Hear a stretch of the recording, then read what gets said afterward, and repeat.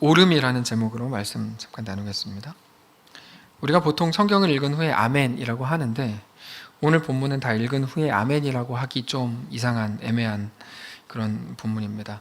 성경에 이런 내용이 있었는지 아마 오늘 처음 아셨을 수도 있는 내용입니다. 오늘 본문은 간단합니다. 악인의 마지막은 비참하다. 악인은 결국에 심판받아서 멸망한다. 뭐 이런 말입니다.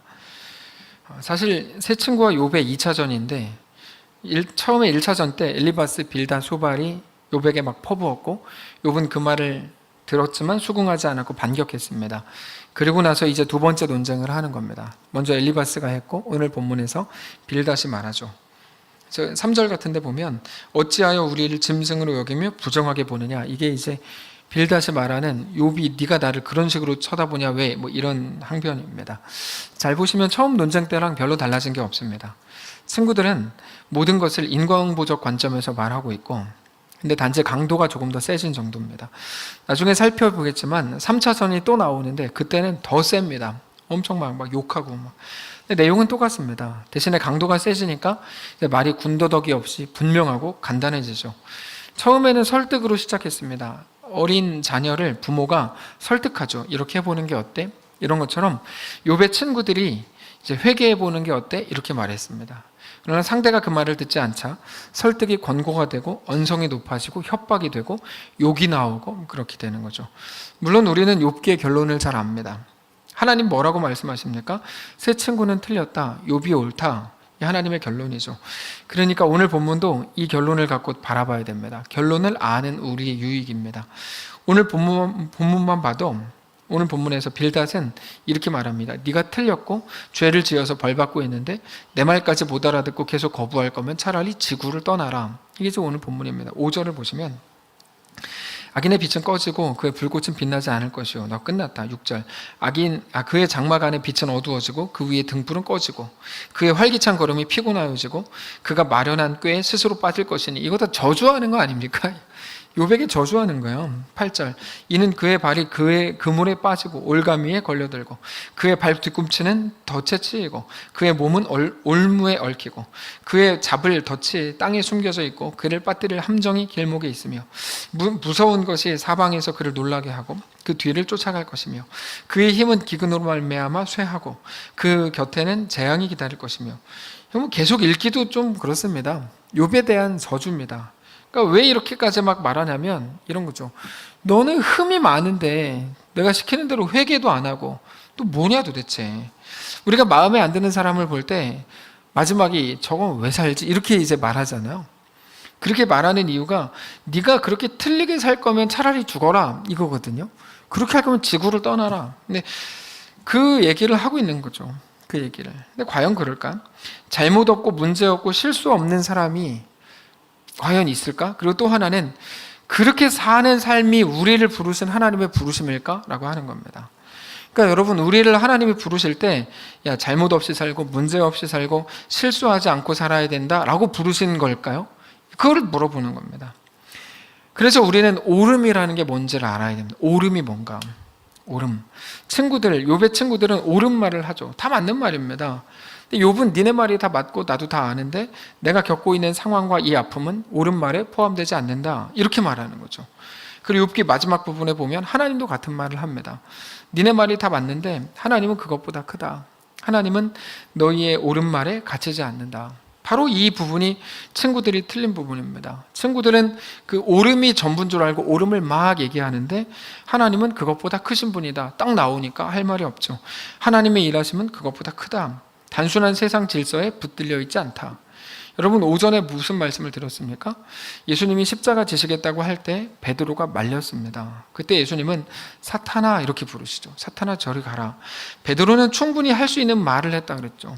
예수님을 사랑하고 그만큼 아끼니까 목숨을 걸고라도 지키려고 하는 거죠. 근데 예수님은 사탄아라고 하십니다. 왜요? 쉬운 길로 가라고 하는 건 타협이고 우상인데 그거는 하나님의 일을 막는 거다. 우리가 왜 돈을 우상으로 삼습니까? 그게 쉬운 길로 우리를 이끈다고 믿기 때문입니다. 그래서 그 우상이 건강이 되기도 하고 명예가 되기도 하죠.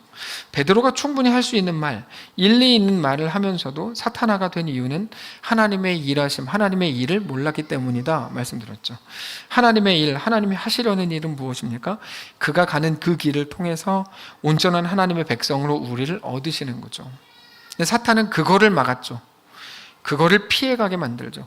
네가 겪는 고난 아무 의미도 없고 단순한 고통이고 고생이고 저주일 뿐이다 라고 느끼게 하는 건 사탄입니다. 사탄은 그렇게 하나님의 일을 방해하고 막습니다. 새 친구의 말이 틀린 게 뭐가 있습니까? 다 맞는 말이죠. 죄 지었으니까 벌 받는 거고 그러니까 회개해야 된다. 이게 왜 틀린 말입니까? 다 맞죠. 근데 아무리 옳은 말이라고 해도 그 말이 하나님보다는 클 수 없죠. 하나님보다 완전할 수 없고 하나님보다 옳을 수 없습니다.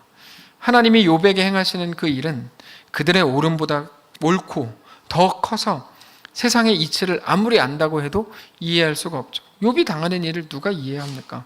그래서 욥은 계속 이렇게 말하죠. 나도 안다. 근데 내가 걷는 이 길은 내가 본 적도 없고 들어본 적도 없고 이해할 수도 없는 길이다. 계속 욥이 얘기해요. 하나님이 나를 이렇게 이끄셨다. 그래서 나는 완전한 캄캄한 길을 걷고 있다. 하나님이 하셨다. 욥이 계속 반복해요. 결국에 친구들은 옳음이라는 무기를 가지고 나가고 있고 욥은 그것보다 크신 하나님을 말하고 있는 겁니다. 자, 옳음이 왜 틀릴까요? 틀리지 않습니다. 그러나 대부분의 사람들은 옳음에 묶이고 옳음에 매입니다. 그래서 옳음이 틀립니다. 옳음이 틀림이 되는 순간이 바로 그 순간입니다. 성경은 그게 아니라 그것보다 더 큰 게 있다고 말씀하시죠. 그게 하나님이죠. 그래서 둘의 대화 중에 다 옳은 말하고 다 맞는 말 했는데 그래 네 말 다 맞아. 근데 마지막에 근데 우리는 가족이잖아. 그러면 그 말 한마디로 다 끝나는 거죠.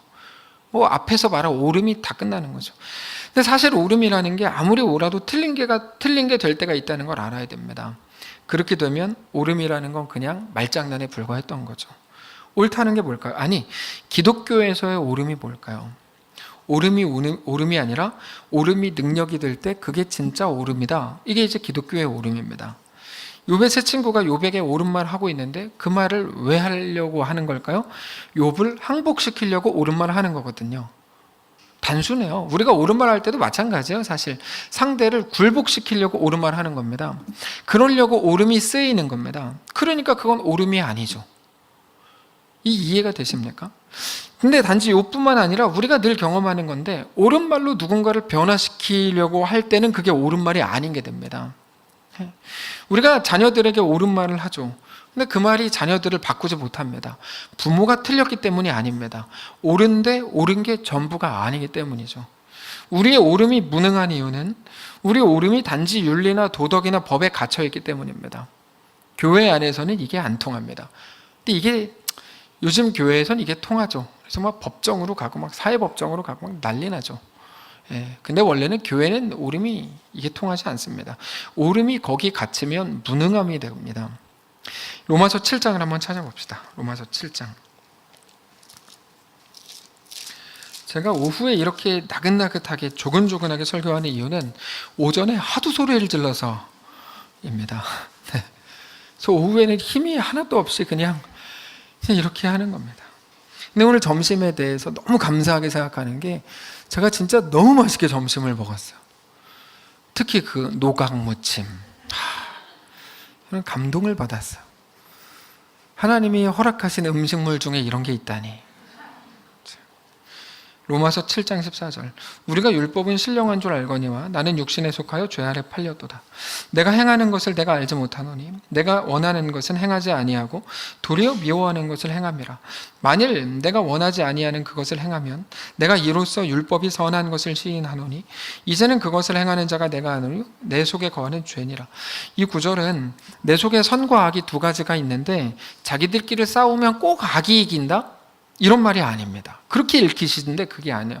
우리가 선과 악을 구별할 수 있는 지식은 있는데 선을 행한 능력은 없다 이 말이에요.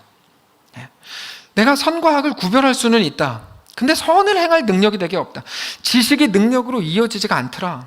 그래서 21절로 가보시면 그러므로 내가 한 법을 깨달았노니 그 선을 행하기 원하는 나에게 악이 함께 있는 것이로다. 내 속사람으로는 하나님의 법을 즐거워하되 내 지체 속에서 다른 한 법이 내 마음의 법과 싸워 내 지체 속에 있는 죄의 법으로 나를 사로잡는 것을 보는도다. 오호라, 나는 곤고한 사람이로다. 이 사망의 몸에서 누가 나를 건져내랴. 이 탄식이죠. 오호라, 나는 곤고한 사람이라. 옳음은 지식인데 그게 능력으로 이어지지 않으니까 무능한 게 되는 거죠. 능력이 없으니까 무능해요. 그게 옳음을 아무리 외쳤는데, 엄청 외쳤는데 그게 능력으로 이어지지가 않아서 제 옳음이 무능이 된 거예요. 물론 지식이나 도덕이나 옳음이 필요 없다는 말이 아니라, 근데 그게 고작 무능으로 그친다면 그 뭐냐 이거죠. 그래서 그 무능을 경험한 바울이 뭐를 고백합니까? 비로소 은혜를 고백하죠. 여러분, 옳음이 능력입니까? 은혜가 능력이죠. 여기서 나오는 말이에요. 은혜가 옳음이 되는 겁니다. 25절이죠. 우리 주 예수 그리스도로 말미암아 하나님께 감사하리로다. 그런즉 내 자신이 마음으로는 하나님의 법을, 육신으로는 죄의 법을 섬기노라. 예수의 은혜가 나를 살린다. 그래서 나오는 게 8장입니다.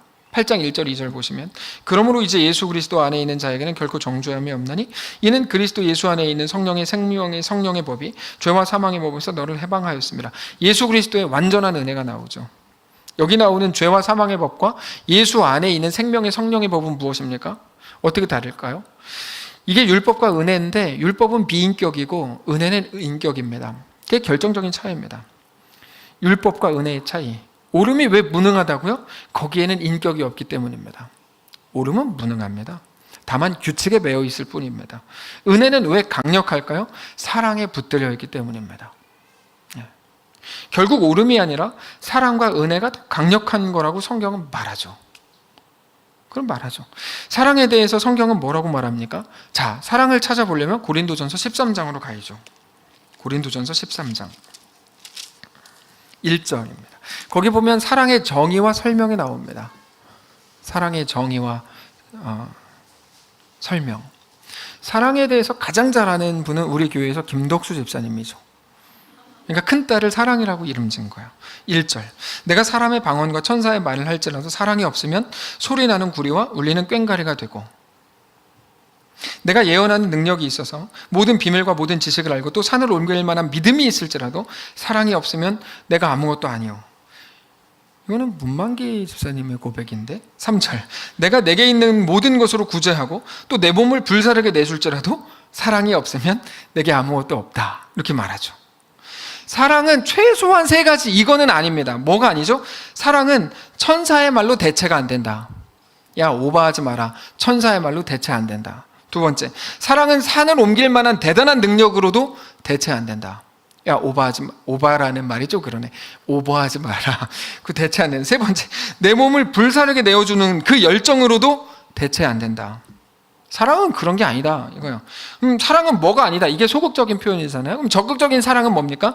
사랑은 우리가 잘 아는 것처럼 오래 참는 거다. 자기 유익을 구하는 거다. 4절, 사랑은 오래 참고 사랑은 온유하며 시기하지 않으며 자랑하지 않으며 교만하지 않으며 무례행하지 않으며 자기 유익을 구하지 않으며 성내지 않으며 악한 것을 생각하지 않으며 불의를 기뻐하지 않으며 진리와 함께 기뻐하는 거다. 욥의 친구들이 옳은 말을 했는데 그들이 틀린 이유가 바로 여기 있습니다. 욥이 엉엉 울고 있는데 그 입을 옳음이라는 휴지로 막고 있는 거죠. 그만해 이렇게 막는 거죠. 안 그래도 나도 힘든데 너까지 왜 그러냐, 좀 그만해, 그쳐 이거죠. 근데 사랑은 오히려 반대죠. 7절, 모든 것을 참으며 모든 것을 믿으며 모든 것을 바라며 모든 것을 견디는 일하죠. 자, 예수 안에 있다는 게 무엇일까요? 바로 그것입니다. 기다리는 겁니다. 그리고 하나님은 그것으로 일하게 하시는 분이다 이거죠.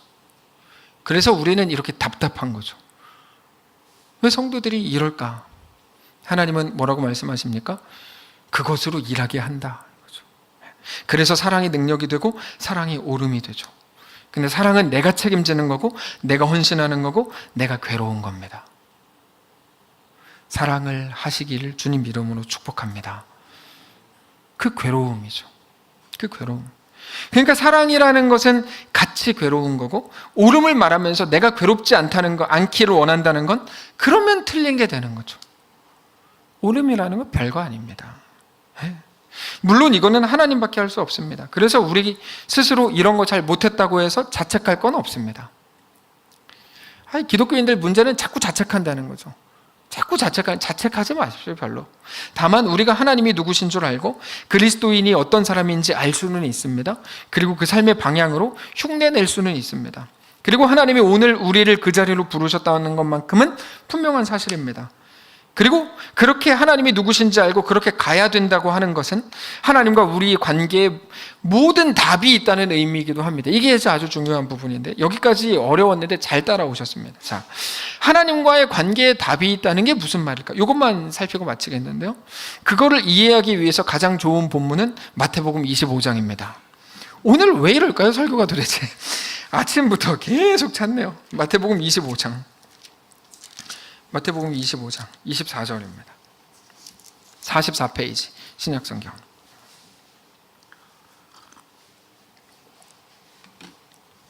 마태복음 25장 24절. 달란트 비유죠. 한 달란트 받았던 자가 와서 이르되 주인이여 당신은 굳은 사람이나 심지 않은 데서 거두고 해치지 않은 데서 모으는 줄 내가 알았으므로 두려워하여 나가서 당신의 달란트를 땅에 감추어 두었나이다. 보소서 당신의 것을 가지셨나이다. 그 주인이 대답하여 이르되 악하고 게으른 종아 나는 심지 않은 데서 거두고 해치지 않은 데서 모으는 줄로 네가 알았느냐? 그러면 네가 마땅히 내 돈을 추리하는 자들 은행에나 맡겼다가 내가 돌아와서 원금과 이자를 받게 했어야 되는 거 아니냐 하고 그에게서 그 한 달란트를 빼앗아 10달란트를 가진 자에게 주라. 무릇 있는 자는 풍족하게 되고 없는 자는 그 있는 것까지 빼앗기리라. 자, 한 달란트 받은 종이 뭐라 그럽니까? 자기는 두려워서 감춰놨대요. 두려워서 그랬다는 게 무슨 말입니까? 욕먹기 싫어서요. 흠 잡히기 싫어서 최선을 다했어요. 우리가 매일 하는 거죠. 죄 안 지려고. 똑같은 거예요. 자기의 최선을 거기에 썼습니다. 근데 그게 왜 쫓겨날 일입니까? 왜 쫓겨날 일입니까? 하나님이 요구하신 최선은 그런 게 아니기 때문이죠. 야, 그거 하라고 내가 널 하루 더 살게 했는 줄 아냐? 이거야. 내가 너 죄 안 짓고 살라고 여기서 하루 더 살게. 그러면 내가 널 어제 데려갔지. 뭐하러 살게 했냐? 이 얘기죠. 하나님이 요구하신 최선은 그런 게 아닙니다. 그가 주인이 맡긴 것을 위해서 최선을 다했다가 실수한다 그래도 하나님은 이해하시고 격려하셨을 거예요. 왜요? 하나님은 비인격이 아니라 인격으로 우리를 대하시니까. 그 하나님이 없는 단순한 수치와 어떤 숫자를 그러나 기준으로 삼는다면 당연히 남겼는지 못 남겼는지, 남겼다면 얼마를 남겼는지가 가장 중요한 판단 기준이겠지만 우리 하나님은 그렇게 하지 않습니다. 사실 5달란트와 2달란트 가진 사람들도 잘 생각해 보면 다 배씩 남겼으니까 5달란트 남긴 사람이 2달란트 남긴 사람보다 3달란트 더 남겼습니다. 그럼에도 불구하고 그들에 대한 평가와 판단 어떤 구분은 없어요. 하나님은 그들이 남긴 정도를 보신 게 아니라 그들의 최선과 그들의 마음을 보셨기 때문이죠. 그래서 이해하시고 허용하시고 칭찬하시죠. 그래서 오늘 본문의 빌닷의 말이 그래서 틀린 겁니다. 다 맞는 말인데 결국 틀려요. 그가 틀린 거는 다른 게 아니라 하나님을 율법이나 규칙이나 옳음으로 이해했기 때문에 틀린 겁니다. 여러분, 하나님은 그런 분이 아닙니다. 우리가 누군가에게 빌닷의 말을 가지고 가신다면 당신은 틀렸습니다. 하나님은 그런 분이 아닙니다. 우리가 신앙생활하면서 가장 무서운 게 뭘까요? 하나님을 그저 규칙으로 이해한다는 거죠. 율법 안에 하나님을 가두는 게 제일 위험한 겁니다. 우리 스스로를 멸망에 빠뜨리는 일입니다. 그래서 달란트 비유에서 주인이 뭐라 그러죠? 마지막에 무릇 있는 자는 받아 풍족하게 된다. 무슨 말입니까? 연약함 속에서도 하나님이 부으시고 하나님이 채우시는 은혜가 있다 이거거든요. 하나님은 규칙이 아닙니다. 하나님은 우리의 아버지십니다. 성도 여러분, 하나님은 규칙이 아니고 율법이 아니고 우리의 전능자십니다. 하나님은 하나님이 만들어 놓으신 세상의 질서에 매이는 분이 아닙니다. 그래서 우리의 삶에 하나님으로 인해 소망이 있는 겁니다. 우리가 어떻게 늘 칭찬받고 늘 잘하는 일만 있겠습니까? 우리는 자주 실수하고 상처 주고 넘어지고 쓰러집니다. 실제 그렇지 않으세요? 기독교인들이 누군가한테 가서 한마디라도 하면 그분들이 꼭 그러잖아요. 정죄하지 마. 그러시죠? 그런 말 많이 들어보셨죠?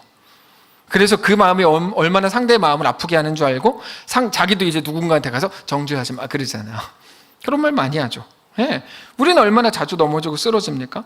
몰라서 그럴 때도 있지만 알면서 그럴 때가 더 많죠. 그래서 출가한 사람이 절이나 수녀원에 들어가면 불문율이 있대요. 과거를 묻지 마세요. 이게 이제 불문율이래요. 니도 그러냐? 나도 그런다 이거죠. 네가 왜 나왔냐? 네가 잘한 게 뭐 있다고 울고 있냐? 저 울고 있냐? 이렇게 하지 않는다는 거야. 그렇게 하지 않고 니도 그러냐? 나도 그러냐? 이 다윗의 말이잖아요. 아들들에게 야 니도 그러냐? 나도 바세바 그랬는데 니도 그러냐? 나도 우리야 죽였는데. 이게 이제 다윗의 말이 할 말 없는 거. 아까 바울의 고백을 기억하십니까? 7장에서 오라 나는 곤고한 사람이로다. 이 사망의 몸에서 누가 나를 건져내랴 그랬던 그가 우리 주 예수 그리스도로 말미암아 하나님께 감사하리라. 그런즉 내 자신이 마음으로는 하나님의 법을 육신으로는 죄의 법을 섬기노라라고 말하죠. 정답을 알지만 여전히 연약한 스스로의 상태, 정답을 아는 것 그 사이에서 매일 갈등하고 실패하는 그 속에서 감사가 나오는 게 성도죠. 성도는 절대 온전한 사람이거나 절대로 완벽한 사람일 수 없습니다. 그건 뻥쟁이죠. 욕을 안 먹는 오름으로 가겠다고 하면 한 달란트 받은 자가 되는 겁니다. 거기에는 은혜가 없습니다. 두고 보십시오. 절대로 은혜가 없습니다. 욕 안 먹는 오름으로 가겠다? 없습니다. 그러므로 옳은 사람이 되려고 하지 마십시오. 오름으로 말하지 마십시오. 그거는 그저 잘난 척일 뿐인데 하나님 앞에서는 그게 안 통합니다. 우리는 하나님께 그렇게 부름받은 사람이 아닙니다. 바세바 이후의 다윗에 대해서 늘 말씀드리죠. 하나님은 다윗을 그렇게 부르셨습니다. 골리앗 잡는 장수로 부르시지 않고 바세바 이후에 다윗으로 부르셨다고요. 흠도 없고 욕먹을 것 없고 잘난 것만 남아서 옳은 말 따박따박 하는 사람으로 부르시지 않았고 할 말 없는 인생으로 부르셨죠. 그게 멋있는 어른들의 공통점이잖아요. 멋있는 어른들의 공통점. 네, 이런 거죠. 뭐 할 말 없는 인생으로 그냥 뭐 야 좀 기다려봐 뭐 이렇게 얘기하는 거죠. 할 말 없는 인생이라는 게 무슨 의미입니까? 오직 은혜만 바라보는 인생이란 말이죠. 그럼 다른 사람 막 다 망하고 옳은 길로 가지 않고 그래도 다 잘못되고 괜찮다는 말입니까? 따지고 싶으시죠? 그럴 필요 없습니다. 우리를 이끄신 분은 오직 하나님이신 것을 왜 벌써 잊으셨습니까? 하나님은 바울을 그 자리에 세우신 분이고 야곱을 그 자리로 이끄신 분이죠.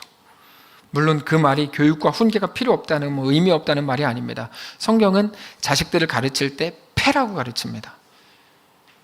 성경은 그렇게 가르쳐요. 그런 게 어디 있어요? 성경을 읽으십시오.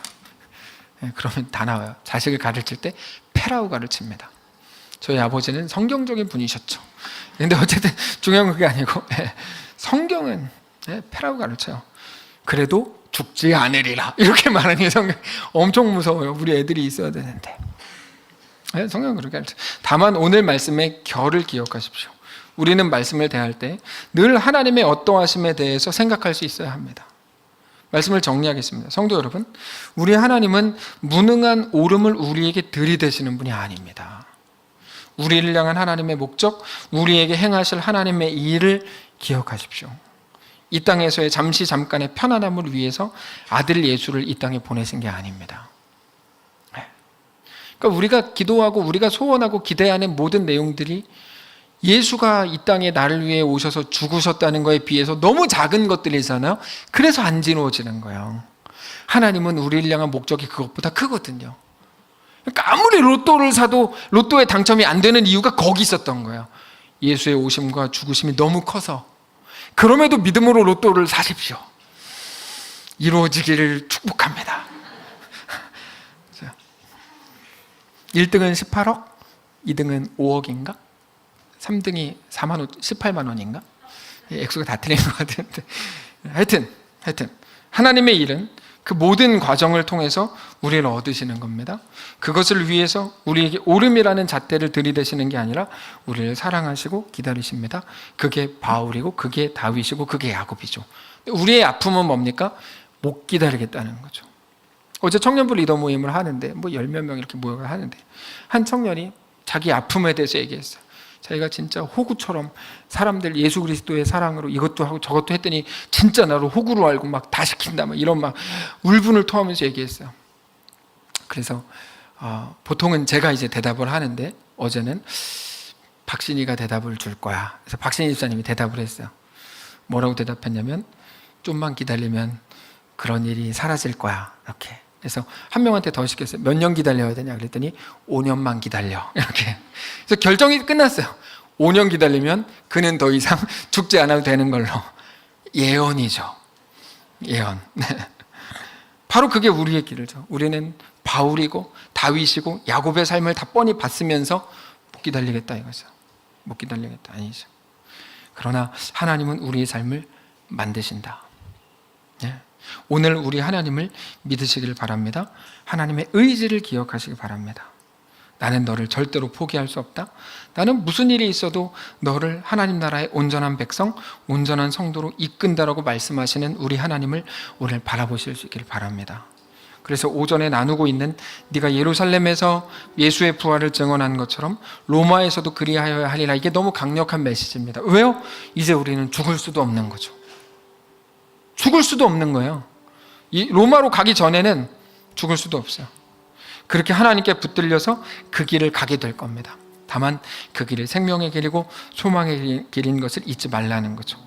우리 하나님이 우리를 어떻게 대하셨는지 말씀을 통해 확인하십시오. 하나님은 우리를 무능한 오름이 아닌 기다림과 사랑으로 붙드십니다. 그렇게 완성하실 겁니다. 규칙과 율법으로 얽어매지 마십시오. 스스로도. 그거 멸망의 길입니다. 붙드신다는 말은 그것으로 이끄시고 그렇게 다루시고 우리를 그렇게 대하신다는 말입니다. 그렇게 연약함과 삶의 위기 속에서도 하나님으로 인해 안심하고 평안하게 되는 거룩한 성도들 되시기를 주님 이름으로 축복합니다.